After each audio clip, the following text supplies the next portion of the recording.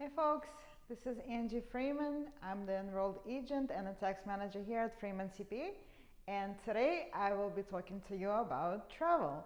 With summer months upon us, many of us may be wondering if we should be taking a business travel trip and which part of it should be deductible, what's not, how should we go about doing that, how can we plan for our summer or winter travel plans. So with that, from the IRS side, there's two things we should first be concerned about because they're very different. Are we traveling in the US or are we traveling outside the US? Because the rules will differ. So let's first cover the US.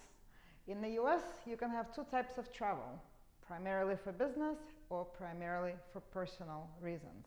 Now, if you're traveling primarily for business reasons, then you should be able to take a business deduction with your expenses. So you should be able to take any reasonable cost associated with that business travel.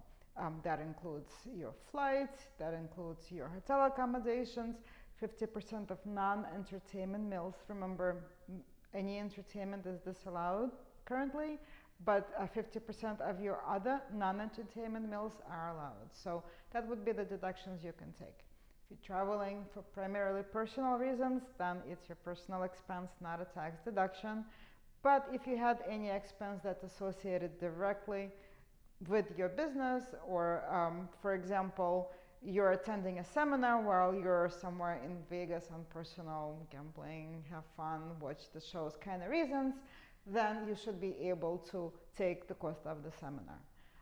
So basically you can take just the business portion but not deduct your travel.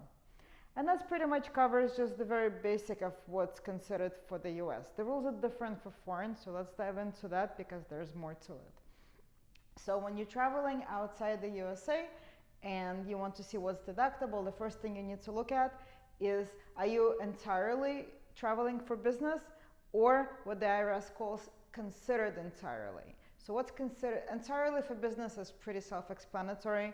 I'm just going for a business meeting, I'm going for a business trip, I won't spend any personal time, I'll come right back as soon as I'm done. I hate going there, but I just have to do this for my work.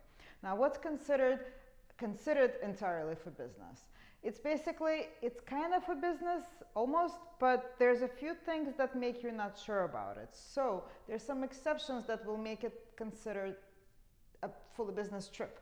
And that's basically, one of the exceptions is you're going to the trip, you have no substantial control. You're an employee, in other words. So your boss is sending you, you have no ownership of the company, you're not self-employed. Somebody at your company is sending you on a business trip and you're going. That's considered entirely for business.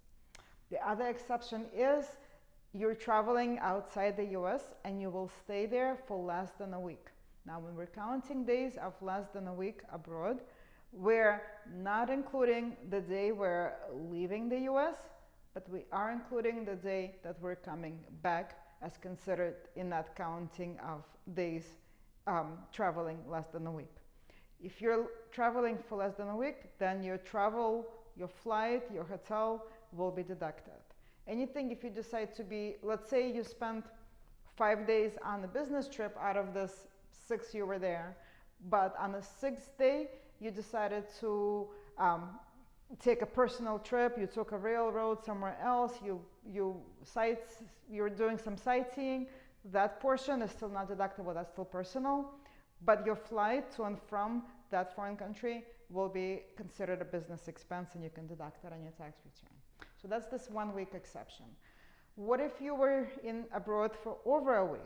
Well, if you were abroad for more than a week and you spend less than 25% of that time on your personal business, that's still considered entirely for business, which means, again, what that allows you to do is deduct your flight there and back in full and deduct the hotel, that's the business portion. So again, you stayed in Paris for your business trip for 5 days, or let's say for 10 days. On your day 11 and 12, you decided to go to Italy and you spent 2 days there. Well, your Italy trip has nothing to do with your business. You're not going to deduct that portion, but the flight will be still considered a business expense and will be deductible. Unless this last exception to be considered entirely for business is if vacation is not a consideration. You're not going there because of vacation, and that's kind of like a gray area one because it's subject to a little bit of an interpretation, but in the end it should still be pretty clear. You're just not there on vacation. Maybe you did something personal, it just happened to be, but that wasn't primarily the purpose of the trip, and you can substantiate that to the IRS if you were ever pulled over for an audit for your business travel expenses. You could show that, hey, I wasn't there on vacation, I really didn't have that intention in mind, and you need to be able to show that. Now, what happens if you don't meet any of these exceptions and you're going abroad?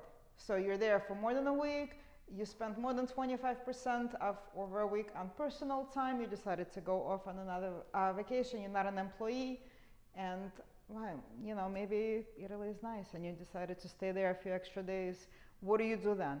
Well, then you're allocating. So it's still, if your trip is primarily for business, but you're including some personal portion into your trip, you're allocating your expenses. So your travel, your flight will be allocated based on the number of days, business days, over total days you're gone. That will be your business portion. Personal days over the total days you're gone, that's your personal portion, and you'll be allocating your expenses as such. So everything will be allocated, and that's basically the main component of primarily for business. Now, primarily for personal means you cannot take the deduction. However, if the travel trip is personal, but you can take your specifically business expenses. You went for personal reasons, but you saw a conference, and in that case, we can basically say, hey, this conference trip was actually for a business expense, and then you will deduct that business expense. What you need to kind of take out of this is a few key points. One is think about allocations, think about what's business, what's personal, what do you think you'll be able to substantiate as a business expense, and which part of it will be pleasure or personal travel. And the other thing that's really important to remember is substantiation, receipts. Keep those receipts, keep track of them.